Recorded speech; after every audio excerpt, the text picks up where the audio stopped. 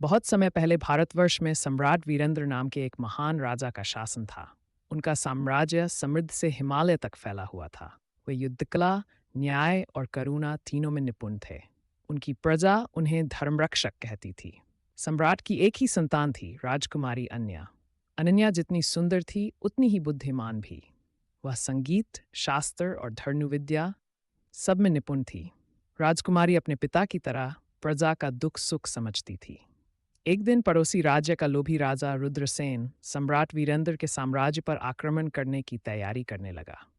उसने सोचा कि राजा बूढ़ा हो गया है और उसकी बेटी को बंधक बनाकर वह राज्य छीन लेगा। जासूसों से यह खबर अन्या को मिली। वह पिता के पास गई और बोली, पिताश्री, शत्रु की सेना हमारी सीमा पर है। अब हमें केवल रक्षा नहीं, धर्म की रक्षा करनी मिस्ट्राल। सम्राट वीरेंद्र मुस्कुराए और बोले, बेटी, तुम मेरे राज्य की शक्ति हो, लेकिन युद्ध पुरुषों का नहीं, साहस का काम है। सम्राट वीरेंद्र समझाते हुए कहने लगे, तो मुझे भी सेना संग ले चलिए। अनन्या दृढ़ता से बोली। युद्ध के दिन दोनों पिता पुत्री अपने अपने घोड़ों पर सवार होकर सीमा पर पहुंचे।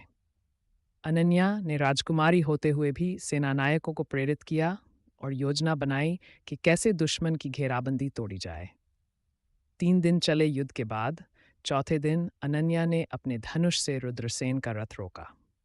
सम्राट वीरेंद्र ने शत्रु को युद्ध विराम का प्रस्ताव दिया, गंभीर स्वर में, अगर तुम धर्म और न्याय मानो तो मैं तुम्हें क्षमा कर दूंगा। सम्राट वीरेंद्र ने दृढ़ता से कहा। रुद्रसेन ने पहली बार अन्या की वीरता देखी और उसकी आंखें खुल गईं। उसने हथियार डाल दिए और संधि कर ली। इस युद्ध के बाद सम्राट ने घोषणा की, मेरी बेटी अन्या न केवल राजकुमारी है, बल्कि हमारी सेना की प्रथम नायिका भी है।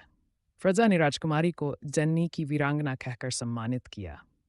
और इस प्रकार एक राजा और उसकी बेटी की साहस और धर्म की कहानी इतिहास बन गई। और दोस्तों, ये वीडियो बनाने में मेहनत लगती है, तो कृपया के लिए लाइक और सब्सक्राइब जरूर कर दें।